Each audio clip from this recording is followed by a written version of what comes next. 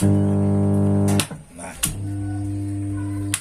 ini Pak Bos kita yang dari 28 Oktober, tepatnya di daerah Siantan, sudah datang. Jadi Pak Bos kita ini membawa ampli untuk musola. Oke, boleh kenakan dulu namanya Pak Bos. Nama saya Dani dari 28 Oktober.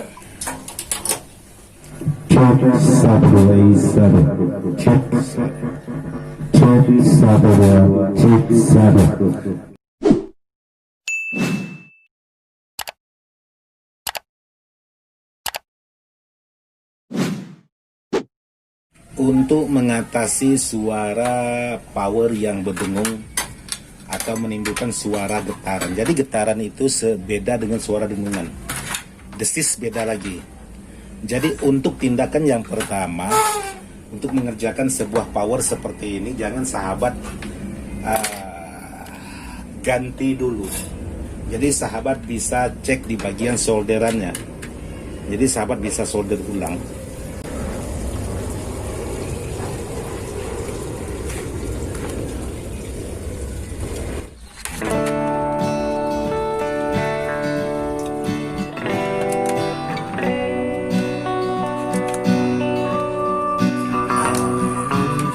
Saya cek satu persatu untuk di bagian komponen. Jadi di sini saya cek dulu di bagian transistornya.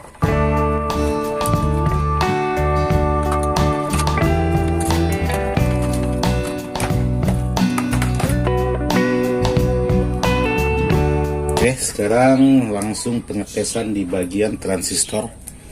Jadi untuk mengukur transistor seperti ini.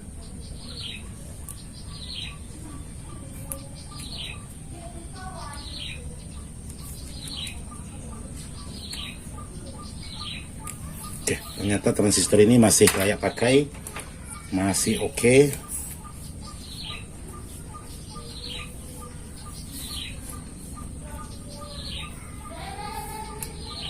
Jadi transistor utamanya itu masih normal. Jadi sekarang lanjut ke pengecekan yang lain. Di sini ada komponen transistor yang kecil-kecil. Ini juga bisa menyebabkan permasalahan. Jadi harus dicek semua untuk di bagian transistor yang kecil-kecil ini. Oke, sekarang saya cabut dulu semua. Hanya sebatas untuk pemastian saja.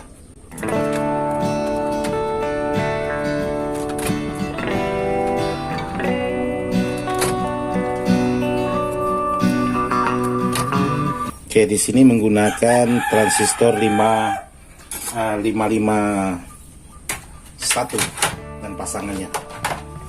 Jadi sekarang cek lagi satu persatu untuk memastikan di bagian mana yang bermasalah. Jadi untuk transistor yang ukuran 5551 ini, untuk cara mengukurnya itu beda lagi.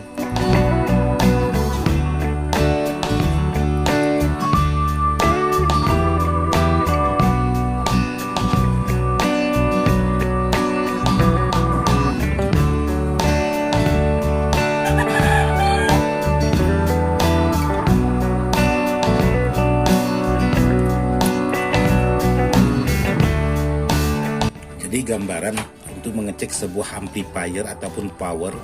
Jadi kalau memang ada masalah menimbulkan suara dengungan itu, sahabat cek dulu di bagian transistor, entah itu transistor utamanya, di bagian transistor finalnya, transistor yang kecil-kecilnya. Karena untuk transistor ini kerusakannya tidak kelihatan di fisik, kerusakannya itu di dalam.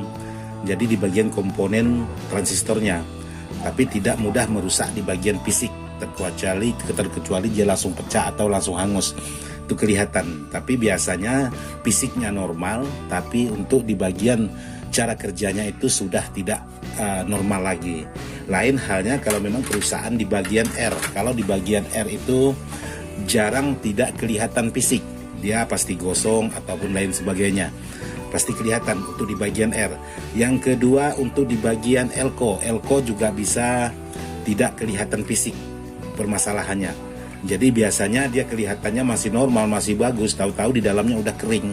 Nah, inilah yang harus kita teliti satu persatu untuk di bagian penyerpisan di barang elektronik, maupun itu televisi, power, amplifier seperti ini. Itu cara kerjanya hampir sama. Kadang-kadang komponen itu kan tidak semuanya kelihatan di fisik. Jadi kalau kita hanya periksa di fisik atau lihat di fisik itu kadang-kadang tidak ketemu penyakitnya. Nah, mulai main terka-terka. Permasalahan di sini yang dikerjakan ialah di bagian depan. Jadi tidak nyambung. Orang sakitnya di kaki tapi yang dipijit kepalanya. Jadi tidak nyambung. Jadi apapun itu pekerjaan sahabat-sahabat harus sahabat tekuni. Yang kedua, alat harus mendukung minimal. Multi tester ini harus ada untuk alat pendukung. Karena tukang aja kalau tidak ada meteran ataupun siku itu kemungkinan bingung.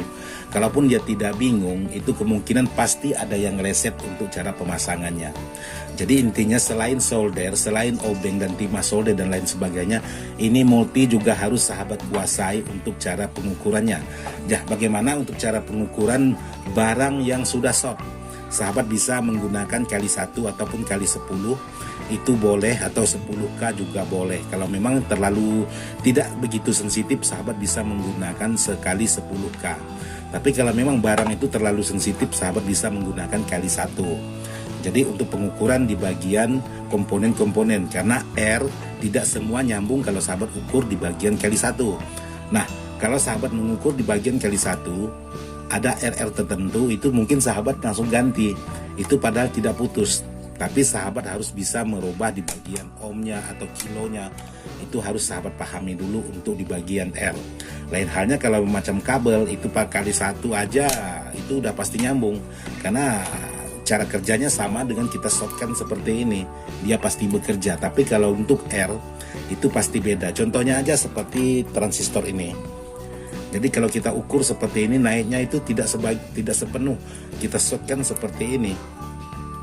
Nah, tapi dia ada nilai tertentu di bagian avometer kita. Dan kalau kita putar balik seperti ini, bahkan tidak ada pergerakan sama sekali. Nah, kebanyakan sahabat-sahabat itu menganggap ada yang tidak naik, itu katanya bermasalah alias rusak dan harus diganti. Nah, inilah kelirunya buat sahabat-sahabat. Jadi untuk R itu ada bagian-bagian tertentu yang bisa nyambung. Jadi bukan berarti sahabat ukur bolak-balik semuanya naik. Itu bisa menyebabkan sudah short untuk di bagian transistornya. Terkecuali di bagian R. R juga tidak bisa semuanya nyambung harus mentok. Kalau nilainya terlalu kecil atau terlalu besar, itu kan ada nilai tertentu di bagian avometer kita. Jadi buat sahabat-sahabat yang ingin mengerjakan sebuah barang, mengerjakan pokoknya barang-barang elektronik, tingkat ketelitian, tingkat kesabaran itu wajib sahabat lakukan. Jadi tidak bisa kita main asal, tidak bisa kita main buru-buru. Jadi seperti itulah yang bisa saya sampaikan buat sahabat-sahabat. Semoga video ini bisa bermanfaat juga. Mohon maaf tidak menggurui, hanya sekedar berbagi tentang pertanyaan-pertanyaan dari sahabat. Oke, buat sahabat-sahabat. Jadi periksa satu persatu untuk di bagian komponen. Jadi untuk pengecekan di bagian yang bermasalahan di bagian power itu memang agak sedikit ribet. Jadi alhasilnya saya menemukan permasalahannya hanya di 3 barang ini. Memang kecil barangnya, tapi pengaruhnya sangat besar. Jadi di sini ada dioda ya 1/4 ampere, ada transistor 5401 dan ada R33. Ini yang bermasalah di bagian powernya. Nah, sekarang coba saya tes lagi untuk di bagian power hasil suaranya. Jadi dia tidak menimbulkan suara dengungan. Nah, apa yang ingin saya bagikan dengan sahabat-sahabat kali ini untuk di bagian permasalahan yang saya temukan dan menguras tenaga dan pikiran sahabat. Nah, buat sahabat-sahabat yang mengalami kendala hal sama seperti yang saya alami atau yang saya kerjakan hari ini. Jadi di sini sahabat bisa memperhatikan di bagian multi saya. Jadi di sini sahabat bisa cek satu persatu untuk di bagian komponen. Jadi untuk di bagian transistor kecil ini, jadi kalau sahabat tidak teliti untuk mengukur di bagian satu persatu di bagian komponen di sini, memang kalau kita ukur secara ringkas itu tidak kelihatan permasalahannya. Nah, setelah kita detilkan di sini, jadi sahabat bisa perhatikan pergerakan di jarum multi saya. Jadi yang sahabat perhatikan harus di bagian jarum multi saya itu ada pergerakan 0, sekian. Nah, permasalahannya sedikit saja di bagian transistor ini bermasalah, maka efeknya sangat besar di bagian powernya. Jadi buat sahabat-sahabat yang sudah bertanya untuk mengerjakan sebuah amplifier maupun amplifier pasaran atau amplifier rakitan, harus ketelitian itu yang penting buat sahabat-sahabat periksa. Jadi contohnya seperti ini, saya sudah menyelesaikan untuk di bagian powernya, tinggal pemeriksaan di bagian tune control. Kesimpulan saya untuk di bagian power sudah normal, yang bermasalah di bagian power. Oke, sekarang untuk di bagian power sudah selesai. Sekarang lanjut lagi permasalahan kedua, yaitu di bagian tune control. Karena di sini sudah sedikit ada modif-modifan dari teman-teman senior kita di luar sana, jadi agak sedikit ada problem. Nah, di sini untuk kabel speaker di bagian L ini sudah saya pasang. Jadi seperti biasa, buat sahabat-sahabat, untuk fuse penghubung antara tune control belum saya pasang, yaitu fuse di bagian jumperannya. Nah, kalau memang di bagian power sudah aman, tidak ada mengeluarkan suara dengungan seperti yang awal tadi, sekarang kita cek di bagian tune control dengan cara menusukkan untuk di bagian fuse penghubung seperti itu.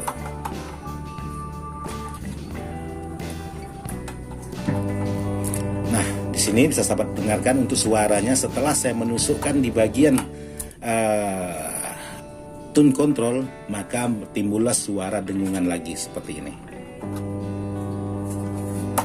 Nah, permasalahannya tidak hanya di bagian power, ternyata di bagian tune control juga ada masalah. Jadi tinggal dicari permasalahan di bagian tune control lagi. Jadi permasalahan tidak cuman di bagian power untuk sebuah perangkat seperti ini.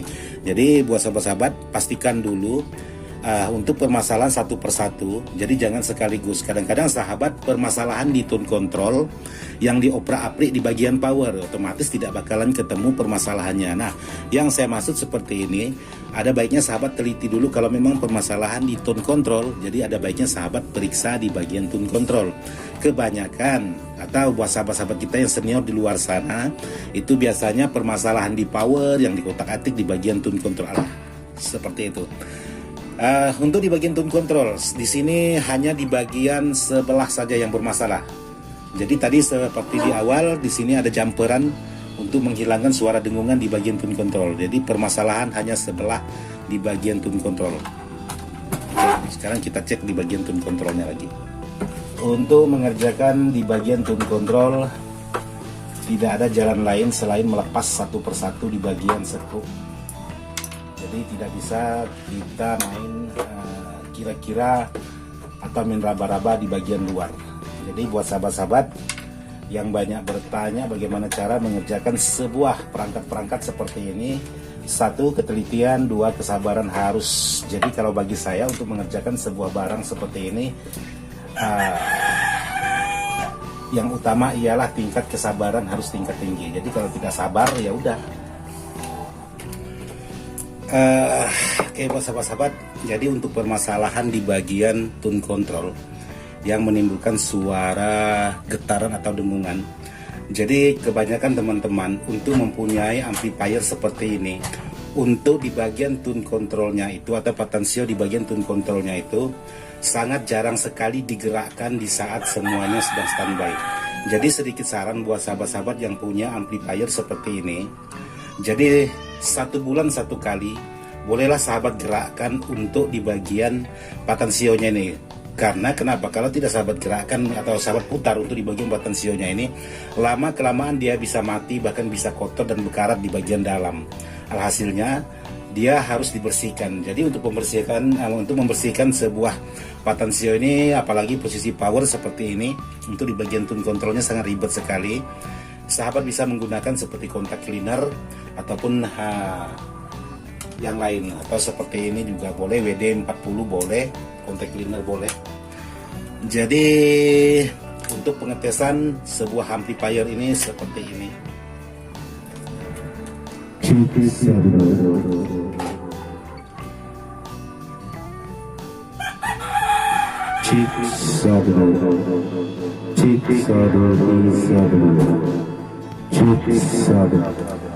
Nah, untuk sahabat-sahabat kalau memang amplifier ini diperuntukkan untuk musola ataupun surau ataupun masjid, Jadi kalau sahabat tidak mau boros di bagian toa, ada baiknya di bagian low di bagian mic ini dimatikan. Jadi dimatikan semua untuk di bagian low, bukan di bagian yang lain, di bagian mic, supaya tidak mudah putus di bagian spool toanya. Nah, kebanyakan sahabat-sahabat yang bermasalah itu mengangkat suara low. Boleh diangkat tapi harus sesuai dengan kemampuan dari toanya itu sendiri. Kalau sahabat angkat di bagian low terlalu tinggi, karena getaran itu kuil toa itu sangat hebat sekali, alhasil tidak lama kelamaan itu pasti putus. Apalagi kalau sahabat untuk ajan dan lain sebagainya. Kalau untuk tadarusan memang suaranya standar. Kalau untuk sebuah toa itu bukan kita mengandalkan di bagian suara bass, tapi di bagian mid dan high. Karena untuk mid itu tembakannya sangat lantang sekali, sementara untuk bass itu tembakannya terlalu dekat atau tidak terlalu jauh. Jadi untuk penyetingan sahabat bisa menggunakan di bagian mid dan high. Pastikan dulu untuk di bagian high jangan terlalu tinggi, juga bisa menyebabkan feedback di bagian mikrofon. Kalau sahabat ingin mendapatkan suara toa yang agak sedikit lebih bulat, boleh diangkat di bagian bass, tapi jangan terlalu tinggi, karena kalau terlalu tinggi ya itu tadi risikonya spool toa itu bisa putus. Jadi kasihan sahabat hari-hari manjat toa terus di bagian kubah masjidnya. Jadi saran saya seperti itu buat sahabat-sahabat. Jadi seperti inilah hasil dari sebuah amplifier yang sudah saya kerjakan. Jadi dari awal tadi, dari permasalahan di bagian power dan permasalahan di bagian tune control. Jadi permasalahan di tune control itu hanya permasalahan di bagian patensionya, karena sudah lama tidak pernah digerakkan. Karena sudah dapat hasil suaranya seperti itu, otomatis berbulan-bulan, bertahun-tahun tidak pernah digerakkan. Alhasilnya dia melekat alias serat. Jadi saran saya kalau memang sahabat ada mempunyai ampli seperti ini, bolehlah sebulan sekali itu cobalah digerak-gerakkan sedikit. Jadi jangan waktu datang datang senangnya dengan musik, setiap hari bermusik, pas lagi jenuhnya dengan musik tidak diapa-apakan sama sekali. Jadi ada baiknya sahabat sebulan sekali atau seminggu sekali itu digerakkan untuk di bagian musik atau dipanaskan lah ibaratnya seperti itu. Jadi seperti ini. Oke, sekarang saya pasang penutup untuk di bagian amplifier ini. Karena kenapa harus saya pasang tutup? Karena Pak Bos kita sudah nunggu. Ini Pak Bos kita yang dari 28 Oktober tepatnya di daerah Siantan sudah datang. Jadi Pak Bos kita ini membawa ampli untuk musola. Oke, boleh kenakan dulu namanya Pak Bos. Nama saya Dani dari 28 Oktober. Wow, dari Bang Dani kita dari 28 Oktober jauh-jauh ke Jalan Adi Sucipto bawa amplifier. Sementara di sana itu banyak senior sebenarnya sahabat. Di Siantan itu atau 28 Oktober itu cukup banyak senior-senior saya yang di bidang elektronik. Tapi yang namanya selera tidak juga bisa kita pungkiri. Oke, sekarang saya lanjut ke penutupan. Karena sebentar lagi Jumatan, Pak Bos.